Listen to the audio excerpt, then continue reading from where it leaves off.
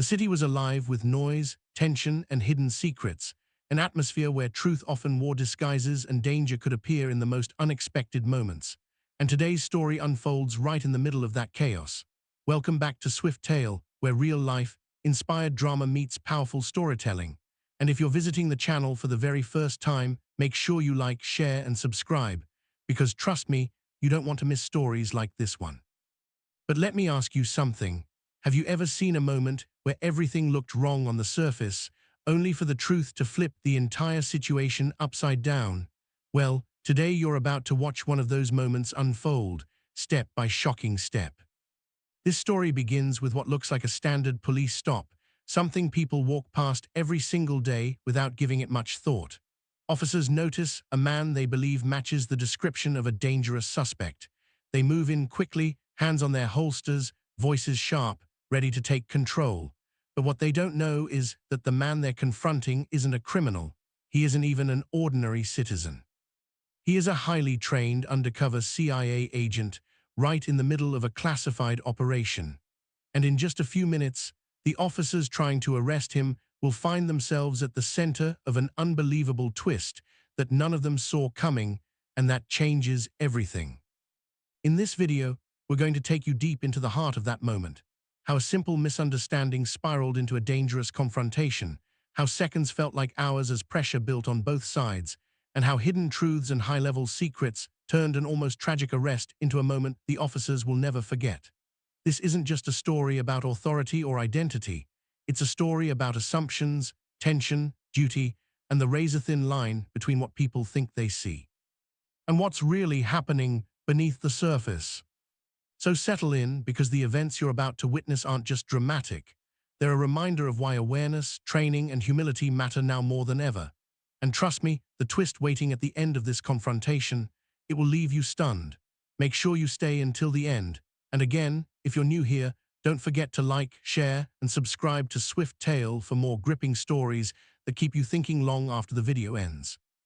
The city had always been a place of constant movement, cars weaving through crowded streets, late-night vendors shouting from corners, and the hum of life echoing through every alley. But beneath that familiar rhythm, something darker had begun to stir. In recent weeks, crime had taken on a new edge. Reports of illegal arms deals, mysterious disappearances, and encrypted communications bouncing through underground networks had the entire metropolitan area on alert.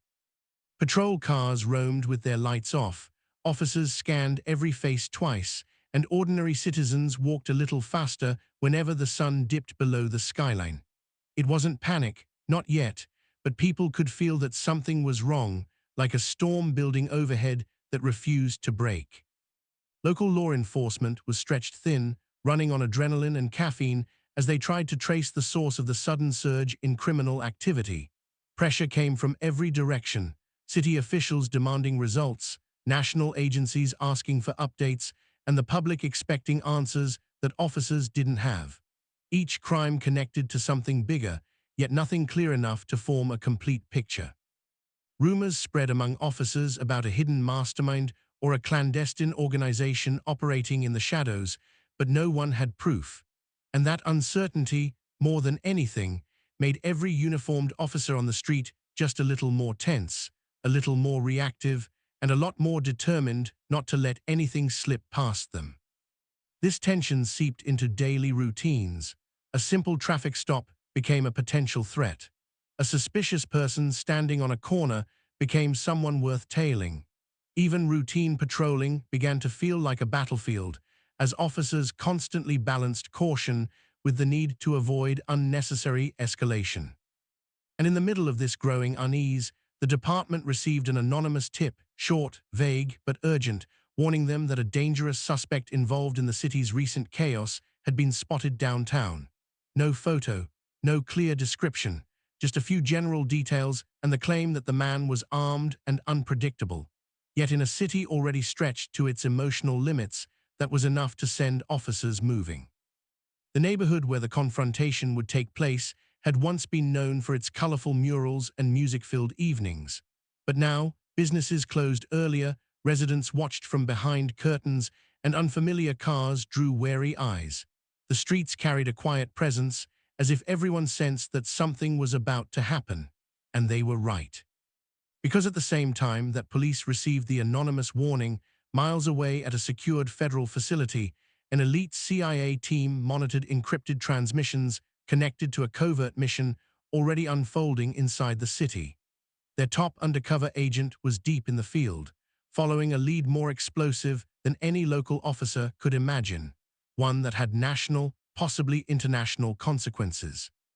But the police didn't know this, and the agent didn't know the police were hunting a suspect who conveniently matched portions of his undercover cover. The city was a puzzle, and every piece, law enforcement, citizens, criminals, and intelligence operatives, was moving into position without understanding the full picture. Like the slow winding of a clock before it strikes, the environment tightened, tensions simmered. And in the middle of it all, two separate missions, one local, one classified, were about to collide in a way that no one could predict. Deep in the heart of the city, moving with the confidence of someone who knew every street and shadow, walked the man at the center of this story, Agent Michael Cade. To most people passing by, he looked like any other civilian navigating another busy day, dressed in simple clothes, carrying a worn messenger bag, and blending effortlessly into the environment. But beneath the calm exterior lived a man trained for situations most people couldn't even imagine. Michael had spent more than a decade in the CIA's most elite covert division, where agents were taught to disappear in plain sight, to observe without drawing attention, and to carry secrets heavy enough to fracture a lesser mind. Every step he took, every glance he made, was calculated, not out of paranoia, but precision. Michael wasn't always a spy. Before the CIA, he had started his career in the military, where discipline and instinct had shaped him into a natural leader. His upbringing, however, had shaped his mind. Growing up in a tough neighborhood where opportunities were scarce and assumptions were plenty, he had learned early on that people often judged first and thought later. It was a lesson he carried with him even now, one that made him sharper, calmer, and more aware than almost anyone around him. He knew how fast a situation could spiral when someone mistook confidence for threat, silence for guilt, or presence for suspicion. And today, unknowingly, that very lesson would become the center of everything. At this moment, Michael was in the middle of a delicate operation, quietly tracking a man connected to a larger criminal network the CIA had been monitoring for months. The mission required subtlety, no action unless absolutely necessary, no exposure, and certainly no interactions with local law enforcement. His communication device remained hidden in his ear, receiving encrypted updates as he tailed his target through a maze of crowded streets. On the outside, he appeared relaxed. On the inside, every sense was alert, every instinct humming at full capacity. One wrong move could blow the entire mission apart, compromising not just him, but the entire intelligence effort behind him. Physically, Michael carried himself with a quiet strength, broad shoulders, steady posture, and eyes that missed nothing. It was a presence that could be misinterpreted depending on who looked at him. Some saw him as confident, others might confuse it for defiance. And in a city currently buzzing with fear and suspicion, he unknowingly fit the vague description of the dangerous suspect police had just received a tip about. The irony of it all was that Michael had worked alongside police departments countless times in covert capacities, training special units, advising on counterintelligence, even preventing threats they never knew existed. Today, however, he was just another face in the crowd, one the wrong people were about to notice for all the wrong reasons. Inside his mind, Michael analyzed everything: traffic patterns, faces in the crowd, reflective surfaces where he could catch glimpses of anyone tailing him. He noticed police presence increasing in the area, but assumed it had nothing to do with him. After all, he was deep undercover, operating under a false identity even the public database couldn't trace. His mission file had been scrubbed, his footprint erased. No one outside the agency should have known he existed that day. But as Michael rounded the corner into a quieter street, he felt something shift. The atmosphere changed, the way people glanced over their shoulders, the way two parked police cruisers suddenly rolled forward as if synchronized. His training kicked in instantly. Something was wrong, not with his mission, but around him. He took a slow breath, grounding himself. Instinct told him to stay calm, to remain invisible. But he also knew the police were on edge lately, reacting swiftly and aggressively to anything that seemed suspicious. Little did he know, in just a few minutes, the officers rapidly approaching him wouldn't be confronting a criminal at all. They would be stepping into a mistake so monumental that it would leave them speechless, humiliated, and shaken to their core. And for Michael, the choice he would have to make next, whether to protect his cover or reveal a sliver of the truth, would determine not just his mission, but the outcome of the entire encounter. The tension that had been simmering across the city finally found its spark late that afternoon inside the cramped and buzzing dispatch center of the local police department. Radios crackled, officers moved hurriedly between desks, and screens flickered with surveillance footage and urgent alerts. In the middle of all that noise, a single call came in, brief, shaky, and anonymous. The caller claimed to have spotted a man connected to the recent surge in criminal activity, someone dangerous, unpredictable, and possibly armed. The description they provided was vague, almost lazily so: a tall black man in dark clothing, moving with suspicious purpose through the downtown district. But in a city already on edge, it was all the dispatcher needed to escalate the information to patrol units. Within minutes, officers across the district received the bulletin.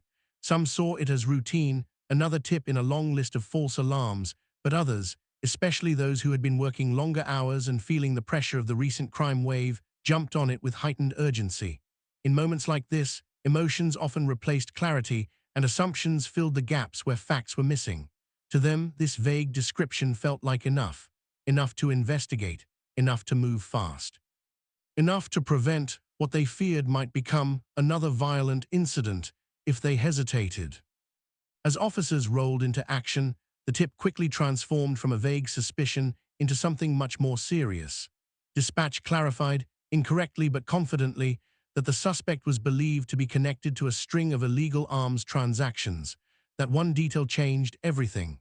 Officers who had been patrolling casually minutes before were now scanning the streets more intensely, gripping their radios tighter, ready for confrontation. Without realizing it, the department had just positioned half a dozen officers on a collision course with someone who wasn't a suspect at all: Agent Michael Cade, a man working to dismantle the very criminal operations the police believed they were addressing. In the patrol car closest to the area, officers Ramirez and Doyle exchanged tense glances as the description came through their radio. Both were experienced, sharp, and dedicated to protecting their community, but exhaustion clouded their judgment. They had seen too many cases go wrong lately, too many warnings come too late. So when they caught sight of a man who vaguely matched the description, Michael walking with quiet intent, scanning his surroundings as part of his undercover surveillance, they didn't hesitate. What they interpreted as scanning for threats was, in reality, a trained operative maintaining situational awareness. But to them, already primed to think danger, his movements fit the narrative perfectly. Officer Ramirez tightened his grip on the wheel as he watched Michael pause briefly to check the reflection in a storefront window, unaware that the police were observing him. "That's him," Ramirez muttered, convinced. "He's acting exactly like someone expecting to be followed." Doyle nodded, adrenaline already kicking in, ready to intervene. In their minds, they were preventing a potential disaster. They couldn't have guessed that they were moments away from creating a different one entirely. Meanwhile, Michael sensed the shift in the air, subtle but unmistakable. Years of training taught him to recognize when eyes were on him, when a situation was changing even before any words were spoken. He felt the weight of attention pressing against his back, the same way he had felt it countless times in hostile environments overseas. He slowed his pace slightly, listening to the city around him, but his focus remained on his mission target ahead. He never expected that he, not the criminal he had been tracking, was the one the police were closing in on. As the officers coordinated over the radio, additional patrol units quietly maneuvered into position, creating a loose perimeter around Michael's path. The undercover agent walked straight into their formation without realizing it, too focused on the dangerous lead he had been following. The police, on the other hand, believed they were executing a textbook operation to apprehend a suspect before he vanished into the city again. But it was all based on assumption, a rushed tip, a vague description, and a moment of misinterpretation that would soon explode into a confrontation neither side could have predicted. The police were convinced they were closing in on a dangerous criminal. Michael had no idea he was being hunted, and the city, already on edge, was minutes away from witnessing a clash that would shake everyone involved. Michael felt the shift before he saw it, the sudden slowing of footsteps behind him, the subtle whisper of movement from the left, and the soft thrum of a patrol engine creeping closer from the rear. It was the kind of environmental change that most people would ignore, but to someone trained like him, it was as loud as a warning siren. He didn't turn around. He didn't break stride. Instead, he adjusted the strap of his messenger bag and kept moving, eyes locked on the street ahead, pretending to be just another passerby. But tension pulsed under his calm exterior. Something was happening, something directed at him. The first cruiser pulled up slowly beside him, its tires rolling with careful precision. A second one parked just ahead, forcing a subtle narrowing of the sidewalk. Michael recognized the tactic instantly, an intentional positioning to limit escape routes. From the corner of his eye, he saw two officers step out, hands resting heavily on their duty belts, postures rigid and alert. They were trying to appear casual, but they were wound too tightly to hide their urgency. He could sense it in the way they watched him, waiting for the smallest hint of resistance. "Sir, stop right there," one of them called out, voice sharp and authoritative. Michael's steps halted in an instant, but not out of fear. His training demanded it. Stopping gave him control, control over perception, control over escalation, control over the narrative. He slowly turned his head, expression calm, almost neutral. The officers expected guilt or panic, maybe anger. What they saw instead was a man who looked like he had nothing to hide, and that, for a moment, made them even more suspicious. Officer Ramirez approached first, his hand inching closer to his holster without fully drawing. "Let me see some ID," he ordered. "Now." Michael kept his hands visible, raising them slightly to show he was unarmed. His voice was steady, measured. "Officer, I'm on my way to an appointment. Is something wrong?" He chose his words carefully, cooperative, respectful, non-confrontational. Revealing too much could compromise his mission. Revealing too little could provoke them. He had to walk a razor-thin line. Doyle circled around behind him, positioning himself strategically. "We got a report about a man matching your description involved in suspicious activity," he said. "You're going to answer some questions." Michael's heartbeat remained steady, but inside, he knew the situation was turning dangerous. He couldn't reach for his CIA identification. The agency didn't issue anything that could be recognized instantly by local police anyway. And even if they had, flashing it in public risked exposing the operation. He needed to defuse the situation without blowing his cover, without triggering fear, and without giving away who he was. "I understand," Michael said calmly. "I'm willing to cooperate, but I would appreciate knowing what exactly I'm being stopped for." The officers exchanged a quick glance, one that told Michael they were unsure, but too committed to step back. Ramirez stepped closer, close enough that Michael could see a bead of tension sweat forming near the officer's temple. "Hands on your head," he ordered. That was the moment the crowd began to notice. A few pedestrians slowed down, curious. A man on a bench sat up straight, watching, and someone across the street lifted their phone, recording quietly. The atmosphere thickened with unspoken judgment and anticipation. People had seen confrontations like this before too many times, and they knew how fast they could go wrong. Michael lifted his hands slowly, complying, though every instinct in him screamed that the mission was at risk. He couldn't let this escalate. He couldn't let them detain him, but he also couldn't reveal sensitive information or resist in a way that would expose his true identity. One misstep, and the entire operation could unravel. Doyle moved behind him, reaching cautiously for Michael's wrist to begin detaining him. It was at that exact moment that Michael saw his true target, the criminal he had been tracking, slip out of a building half a block away. The man glanced in their direction, recognition flashing across his face before he disappeared into a crowd. Michael's stomach tightened. If he didn't get free of this police stop immediately, the entire month-long operation would collapse. But even worse, the officers had no idea how dangerous the situation truly was. They thought they were dealing with a suspect.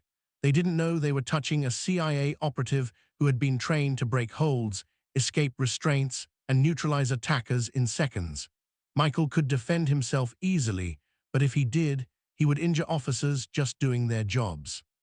He had seconds to decide, reveal a fragment of the truth, or let the mission fail. And with the officers closing in, hands hovering inches from his arms, the confrontation was seconds away from tipping into chaos. The sidewalk seemed to shrink around Michael as the officers closed in, their movements sharpened by adrenaline and assumption. Officer Doyle reached forward again, this time with firmer intent, fingers brushing against Michael's wrist as he prepared to pull his arms behind his back. A small crowd had begun to gather, not large, but enough for murmurs to ripple through the air. Phones were raised, eyes widened. Every second felt like the spark before a fire, and in the center of it all stood Michael, calculating every microsecond of the unfolding moment with the precision of a surgeon.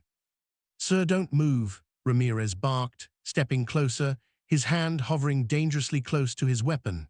The edge in his voice wasn't anger, it was fear masked by authority.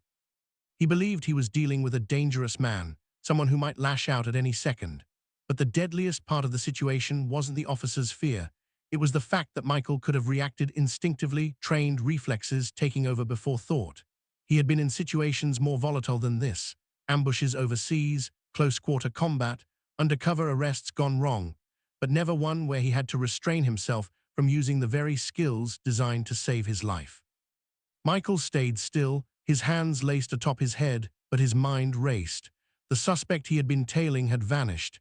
His cover was teetering on the edge of exposure, and these officers, true to their training but blinded by incomplete information, were escalating faster than he anticipated. He needed to control this.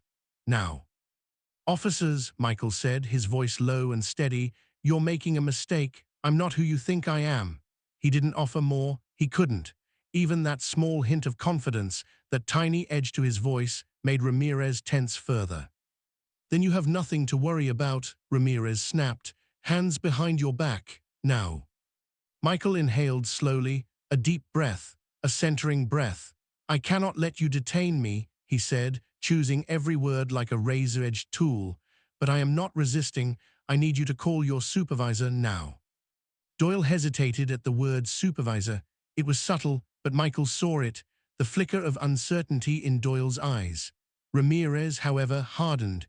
He stepped forward abruptly and grabbed Michael's arm. And for the first time, Michael's composure slipped, not from fear, but from the involuntary instincts hardwired into him from years of training. His muscles tensed, his stance shifted, and he nearly pivoted into a defensive maneuver before he stopped himself. The crowd gasped, sensing the electricity in the air. "What was that?" Ramirez demanded, tightening his grip. Michael forced himself still. "You need to release my arm," he said quietly. "You don't want this to go where it's headed." Doyle reached for his cuffs. "We are done talking. You're being detained." And just like that, the moment snapped. Ramirez yanked harder, pulling Michael's arm behind his back, and the slight pain triggered the instinct he had been suppressing. His body reacted before thought, shoulder tightening, feet shifting to regain balance. It wasn't resistance. It was training, but the officers saw it differently. "He's resisting," Doyle shouted. Several bystanders gasped. Someone yelled, "Hey, he didn't do anything." Another voice shouted, "Just talk to him." But their shouting only fueled the officers' urgency. Ramirez tried to force Michael to the ground, a standard takedown maneuver, but Michael braced his legs, refusing, not aggressively, but unmovingly, to fall. He could have flipped Ramirez with one swift motion. He could have disarmed Doyle before either officer blinked. Instead, he stood frozen, caught between survival instincts and professional restraint. "Get on the ground," Ramirez shouted again, breath quickening. "I can't," Michael said, voice calm but loaded with tension. "You're interfering with a federal." "Enough," Doyle grabbed his other arm. The sensation of both officers gripping him, the pressure, the force, nearly triggered the full defensive response in Michael's body. His vision tightened momentarily, training sequences flashing in his mind. Disarm, pivot, strike, neutralize. It would be so easy, too easy, but doing so would destroy everything. Then came the moment that shifted the air, an unmistakable click. Doyle had drawn his taser. The crowd erupted with sharp cries of warning. "Hey," someone yelled, "stop, he's not even fighting." Michael felt his heart slam once in his chest, not for himself, but for the consequences. If they tased him, his cover device, hidden under the lining of his shirt, could short out. It could burn him, expose him, or worse, detonate the microelectronics embedded within. The mission would be blown, his identity compromised, and the suspect long gone. He had no choice left. "The taser down," Michael said firmly, meeting Doyle's eyes directly for the first time. There was no fear there, only command, quiet, controlled authority that didn't belong to an ordinary citizen. "Officer, put it down." That tone, deep, steady, authoritative, made Doyle freeze. Something about it didn't match the situation. Something felt wrong. Not wrong like danger, wrong like this man wasn't what they thought. But Ramirez, still gripping Michael's arm, didn't sense it. And as he tried to force Michael closer to the ground, the situation teetered on the edge of collapse.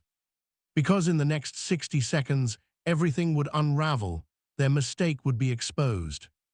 And the entire street would witness a twist so shocking that even the officers would be left speechless. The street seemed to hold its breath as the officers tightened their grip.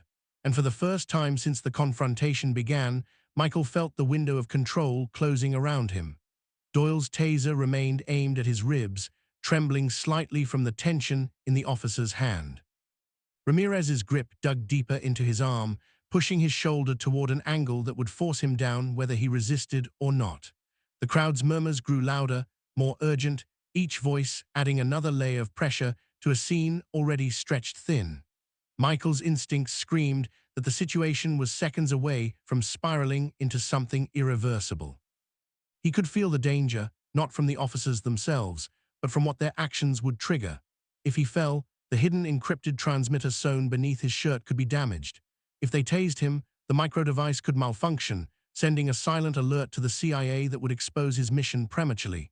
If he defended himself physically, he'd risk injuring local officers who were, by all accounts, simply acting on incomplete information. Every option placed him at the edge of disaster. But doing nothing, that wasn't an option either. "Officer," Michael said quietly, turning his head just enough to meet Ramirez's eyes, "listen to me. I am not a threat to you. I am asking you once, call your supervisor. Now." The way he spoke, controlled, unshaken, authoritative, startled Ramirez. People under pressure usually cracked. They yelled, panicked, begged. But this man had none of that in his voice. There was calmness, almost command, wrapped in a tone that suggested he was speaking from a place above their understanding. Ramirez instinctively hesitated, but only for a moment. "You don't get to make demands," he snapped, tightening his grip again as though the force would re-establish balance. "Hands behind your back." Doyle moved closer, stance squared as he prepared to deploy the taser. "If you don't comply," he said through clenched teeth, "you leave us no choice." Michael inhaled sharply. This was it, the moment where choices narrowed to a single, dangerous path. Very slowly, very intentionally, he began lowering his hands from his head. Not rebelliously, not aggressively, just enough to stop Ramirez and Doyle in their tracks. "Do not move," Doyle barked, shaking now. Whether it was fear or adrenaline, even he didn't know. Michael continued anyway, his hands lowering halfway, palms open, completely visible. Then, in one calm, hauntingly deliberate movement, he spoke 3 words that instantly shifted the atmosphere around them. "Check your radio." The officers froze, Ramirez's brows furrowed. "What did you just—" "Channel 7, Michael said softly. "You've been receiving background updates on a classified operation happening within this district for the past 30 minutes. You didn't recognize what you were hearing because you weren't meant to." The crowd grew still. Doyle blinked, caught between skepticism and confusion. Ramirez's grip loosened by an inch, but only an inch. "What the hell are you talking about?" Ramirez demanded, though uncertainty cracked through his voice. Michael remained perfectly still. "I'm telling you that you're in the middle of a federal operation and you are seconds away from compromising it."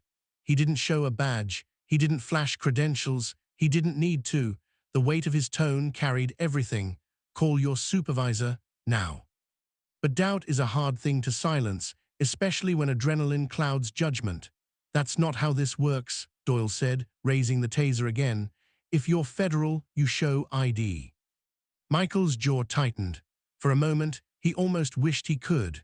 But any ID he had wasn't something local officers were authorized to see, and showing it in public would violate protocols he had sworn to uphold.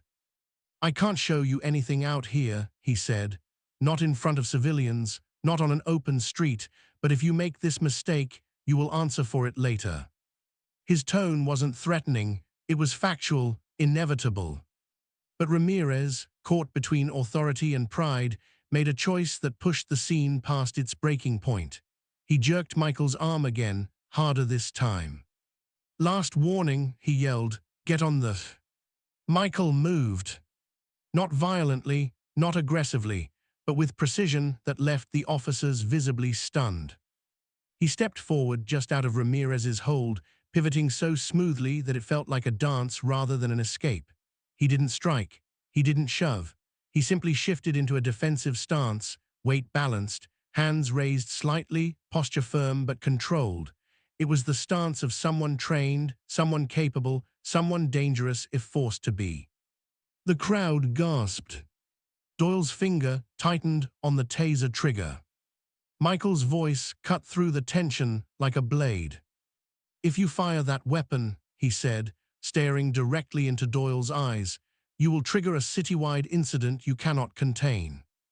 That was the moment everything changed. A burst of static crackled over the police radio. A voice, cold, authoritative, unmistakably high-ranking, came through every officer's earpiece at once.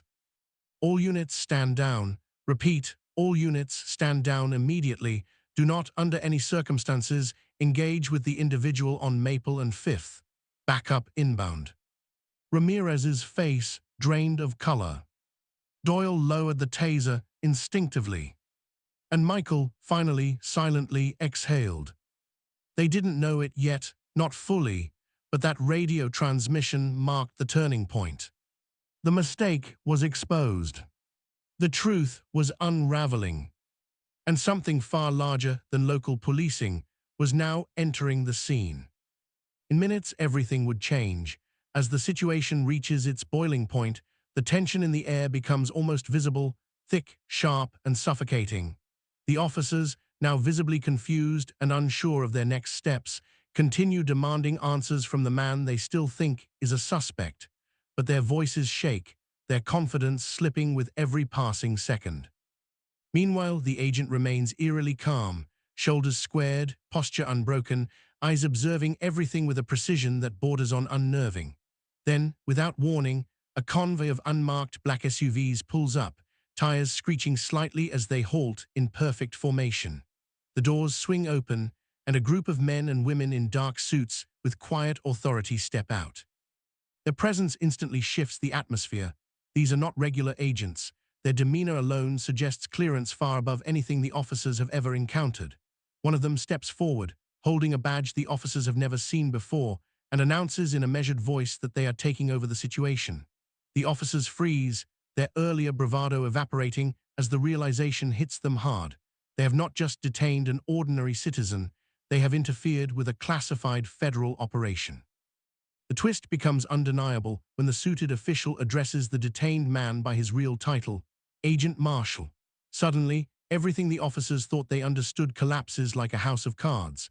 They step back stunned, speechless, as the truth they never imagined floods in.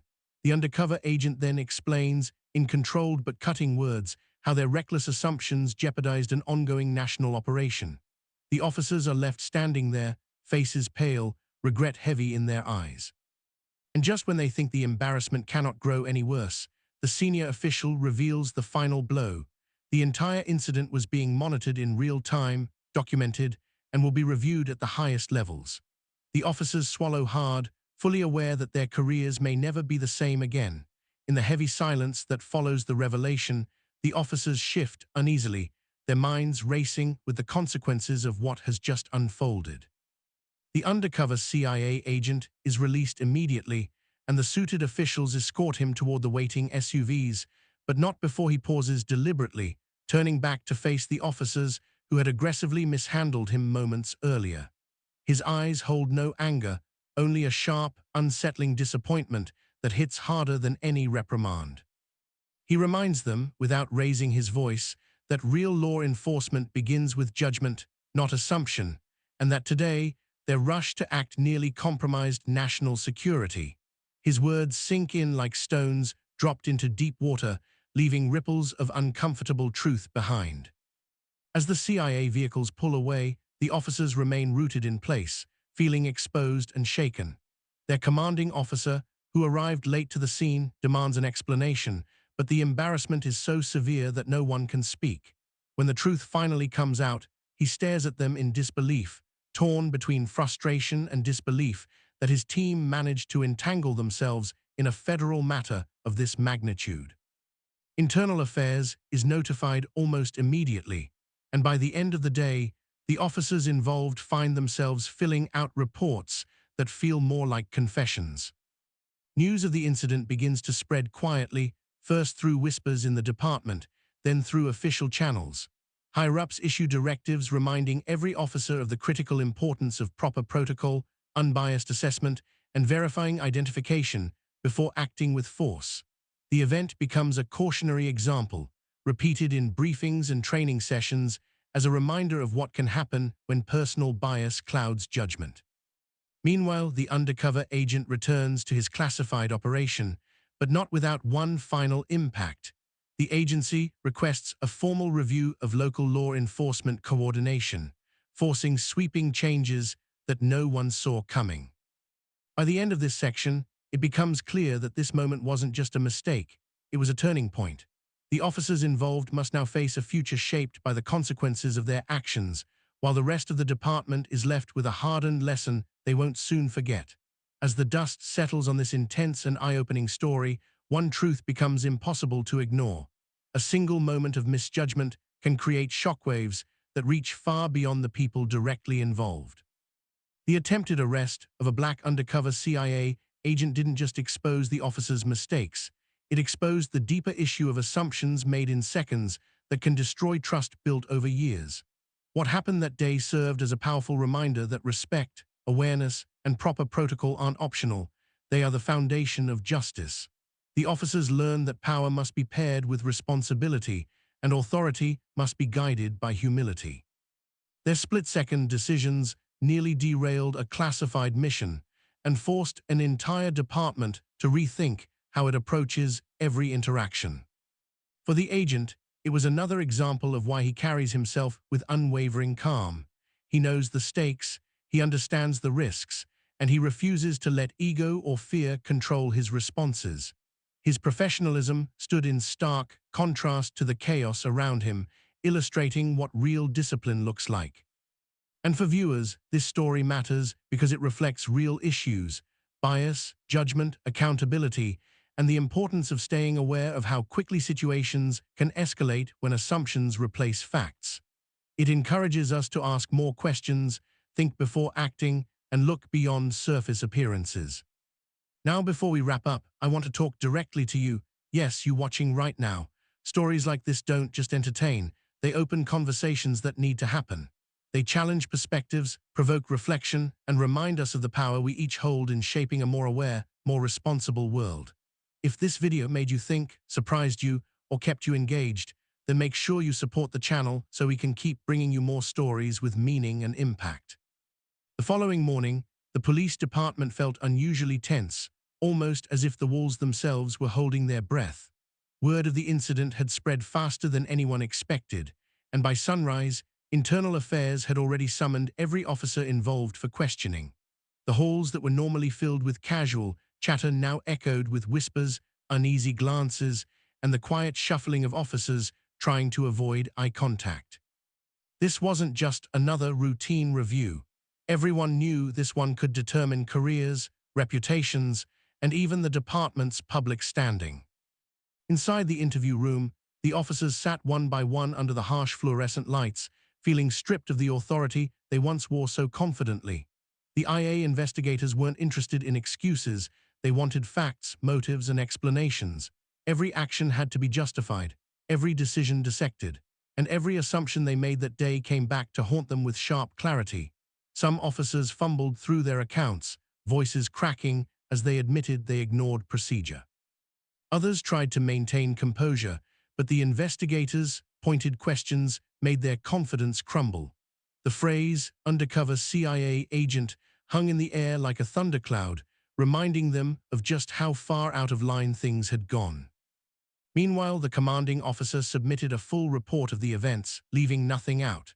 Though frustrated with his team, he also feared the broader fallout this incident could ignite. Would there be suspensions, mandatory retraining, lawsuits, federal intervention? No one knew. Even the department's legal advisors looked rattled as they hovered outside the conference rooms, bracing for the potential public relations nightmare if the incident ever became known to civilians. As the review progressed, one thing became painfully clear. The officers had allowed bias and frustration to override their training. They hadn't verified identification properly. They escalated without reason, and they ignored the agent's multiple warnings that would have made any cautious officer pause. The investigators made it clear that such behavior couldn't be written off as a mistake. It had consequences, and those consequences were now unfolding in real time. But perhaps the most unexpected part of the review came when the CIA themselves submitted a formal statement, not to condemn the officers, but to emphasize the severity of the disruption. Their report described how the undercover agent's mission had been compromised, how hours of intelligence work had to be recalibrated, and how the officers' actions nearly exposed a classified operation. The statement was clinical yet heavy, leaving the department with a chilling realization. They hadn't just mishandled a routine stop, they had almost sabotaged national security. By the end of the day, recommendations for disciplinary action were already being drafted. Some officers were placed on administrative leave, others were scheduled for intensive retraining, and a few, depending on the final review, faced the possibility of suspension or worse. The department as a whole would undergo mandatory procedural refreshers, with new emphasis on de-escalation, bias recognition, and federal protocol awareness. While the police department scrambled through internal reviews and accountability hearings, a very different conversation was happening behind the reinforced doors of a federal facility miles away. The undercover CIA agent, now back in his element, away from flashing lights and panicked officers, sat across from his superiors in a sleek, dimly lit briefing room. The atmosphere was quiet, precise, controlled, just like the people who occupied it. Here there were no raised voices, no assumptions, and no chaos, only facts, analysis, and consequences. The agent began recounting the incident from start to finish, his tone calm but unmistakably direct. He explained how he had followed proper protocol, how he identified himself multiple times, and how the officer's refusal to listen placed the entire mission at risk. His superiors listened with sharp focus, occasionally jotting down notes, though their expressions remained unreadable. They were no strangers to high-stakes complications, but even they found moments in the story that made their brows tighten in frustration. Not because of what the agent did, but because of what could have happened if he hadn't remained composed. After his recounting, the panel of supervisors asked detailed questions, not about whether he was right or wrong, but about how the disruption impacted the mission. Which contacts were exposed, which locations had to be abandoned, which intel streams were now compromised because officers inserted themselves into a situation they didn't understand. The agent answered each question methodically, outlining the ripple effects the police interference caused. By the time he finished, the magnitude of the setback was clear. Entire segments of the operation would have to be recalibrated, and some of the progress made over months had been jeopardized in minutes. Then came the part that surprised even the agent. His director leaned forward, fingers interlocked, and told him that his response during the confrontation had been exemplary. Not only had he kept the mission from completely unraveling, but he also maintained federal secrecy under intense pressure. It wasn't just professionalism, it was discipline at a level many agents struggled to achieve. The room acknowledged this with a rare nod of respect, but the director didn't end there. He also made it clear that the agency would be filing a formal complaint, not as retaliation. but as a necessary measure to enforce boundaries and protect future missions from similar interference. Once the formal debrief concluded, the agent remained behind with one of the senior officers, someone who mentored him early in the agency. In a more personal tone, the mentor asked how he truly felt, not the official answer, but the human one. The agent hesitated for the first time. He admitted that the situation shook him, not because of the danger, but because the officers were more eager to control the moment than understand it. He wasn't angry, he was disappointed. A mission is one thing, but seeing how quickly bias and assumptions could escalate a situation reminded him of the very instability he worked daily to prevent. His mentor placed a hand on his shoulder and told him something simple but profound. Sometimes the mission isn't just the assignment. Sometimes the mission is what people learn from what happened. Those words stayed with the agent long after he left the room. As he exited the facility and stepped into the crisp evening air, the agent felt a renewed resolve. The operation would continue, adjustments would be made, and he would move forward, not with resentment, but with a deeper understanding of the challenges, not just abroad, but here at home. Section 12 closes with the agent stepping back into his world of shadows and strategy, ready to continue the mission that had momentarily been thrown off course, carrying with him the lessons of a day that exposed more than anyone expected. Despite every attempt to keep the incident contained, the truth has a way of slipping through cracks, especially when too many people know a secret.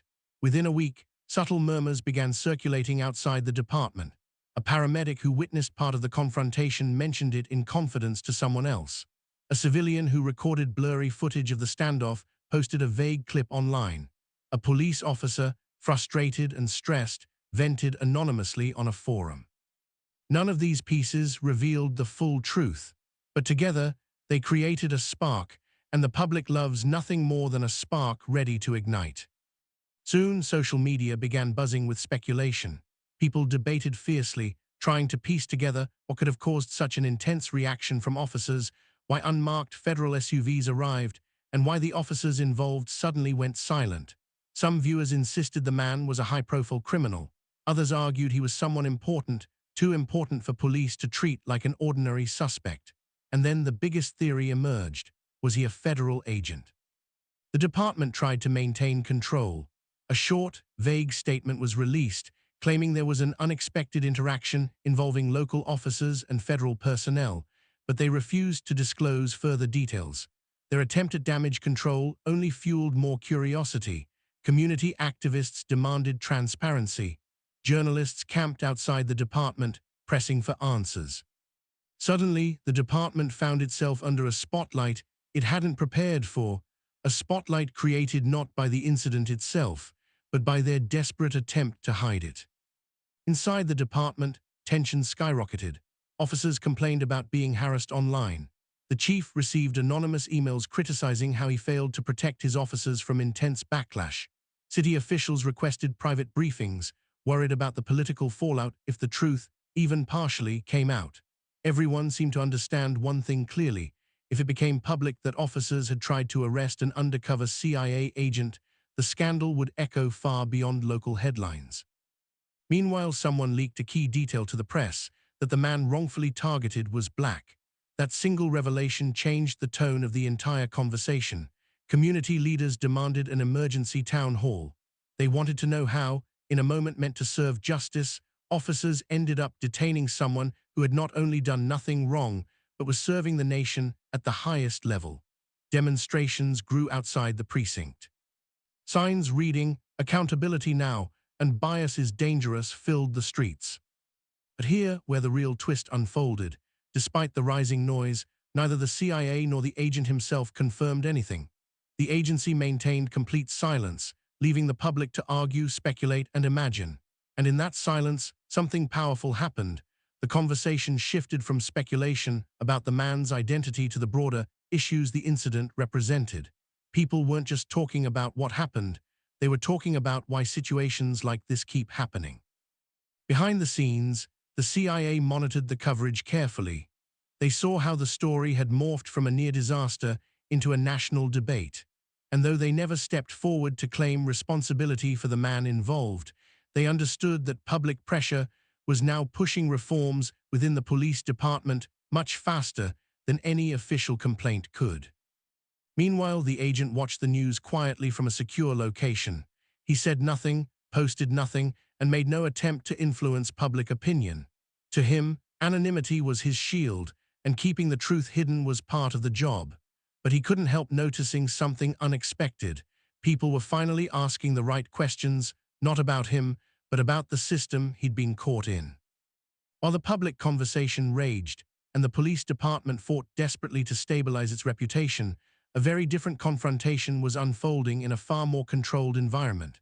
In a quiet government building, one without signs, logos, or any markings that acknowledged its existence, three groups gathered around a polished conference table: representatives from the CIA, senior officials from the police department, and a handful of city leaders who had been discreetly invited. The atmosphere was stiff, almost brittle, as though one wrong phrase could shatter the fragile calm holding the room together. The chief of police sat rigidly, his jaw tight, clearly aware that he was entering a room where his authority meant very little.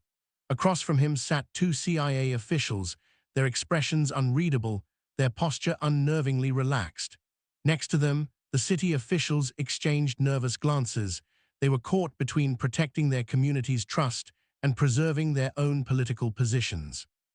Every person in the room understood one thing: what happened next would determine not just careers, but the public's confidence in institutions that were already hanging by a thread. The meeting opened with formalities, but the tension didn't ease. A CIA director spoke first, calmly, professionally, but with a clarity that left no room for debate.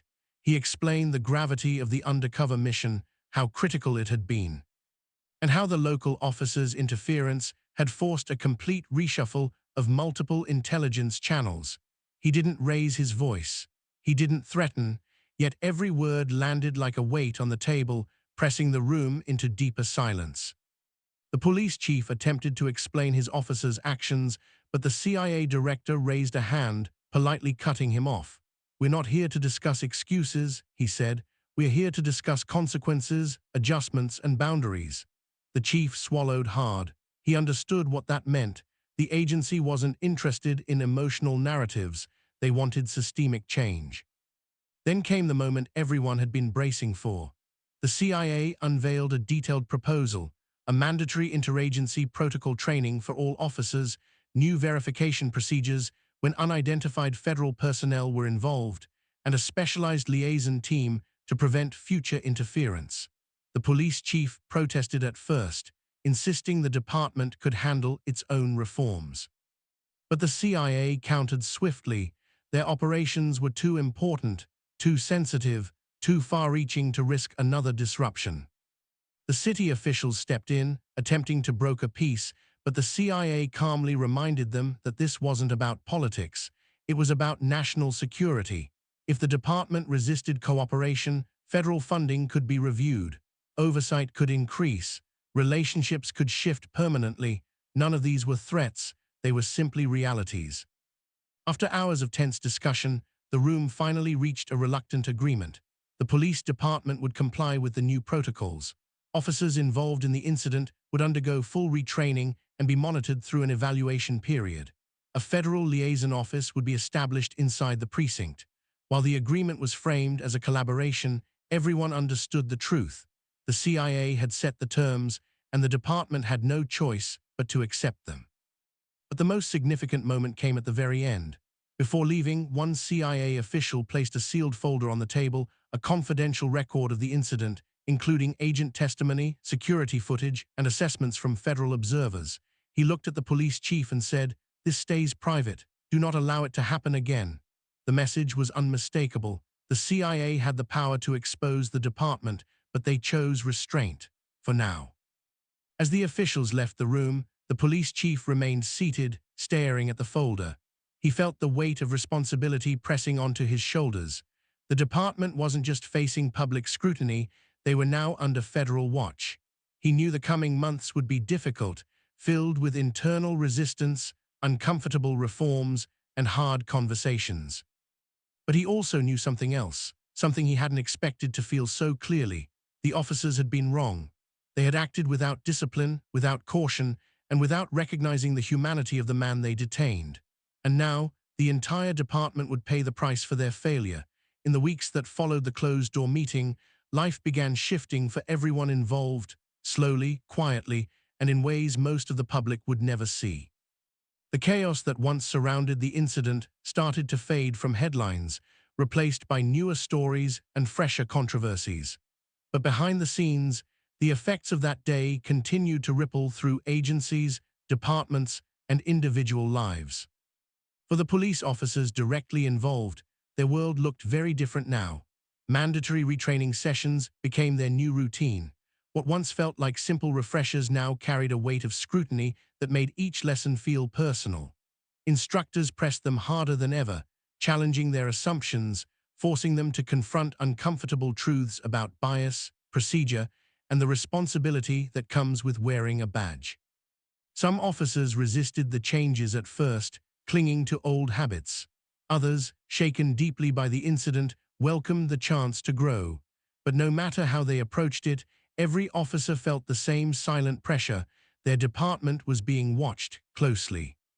The police chief, once confident and steady, now carried himself with a more reflective energy. He spent late nights reviewing policies, speaking with community leaders, and addressing concerns he once might have dismissed as exaggerations. He realized that leadership wasn't just about defending your team, it was also about confronting their failures. And although he never admitted it publicly, he knew the CIA intervention had forced the department onto a path it should have taken long ago. Meanwhile, the city's atmosphere shifted. The protests slowly dissolved, leaving behind meaningful conversations in their wake. Community members began engaging in roundtables with officers, discussing real experiences and building new, fragile bridges of trust. The department, humbled and publicly pressured, agreed to transparency measures that once seemed impossible. Change came slowly, but it came. But perhaps the quietest transformation of all was happening far away from the city, in a controlled, undisclosed location where the undercover CIA agent continued his mission. Life for him hadn't returned to normal, it rarely ever did, but he had regained his focus. His work required intense precision, discretion, and emotional strength, and he resumed it with the same calm professionalism he had shown during his confrontation with the officers. Still, the incident lingered somewhere in the back of his mind, not as a trauma, but as a reminder. It reminded him that danger didn't only come from foreign threats or covert adversaries. Sometimes, the greatest disruptions came from within the very society he worked to protect, but it also reminded him that moments of conflict could spark meaningful change. He didn't seek credit, and he didn't receive any. But in his quiet, deliberate way, he accepted that the event had nudged the world, just slightly, toward better awareness. One evening, as he reviewed new intel streams on a secure device, his mentor visited him again. They shared a brief conversation about the updated mission plans, then the mentor paused and said, "What happened out there, it won't be forgotten, not by them and not by us. You handled it the way a true operative should." The agent simply nodded. He never needed praise, he needed purpose, and he had it. Back in the city, the public eventually moved on, but the reforms remained. The department became more careful, more measured, and more aware of the impact of their decisions. Officers learned to slow down before escalating, to listen before assuming, and to think before acting. The fear of federal consequences lingered as a motivator, but slowly, genuine improvement began to take root. The incident that sparked controversy quietly became a case study, a reference point in training academies.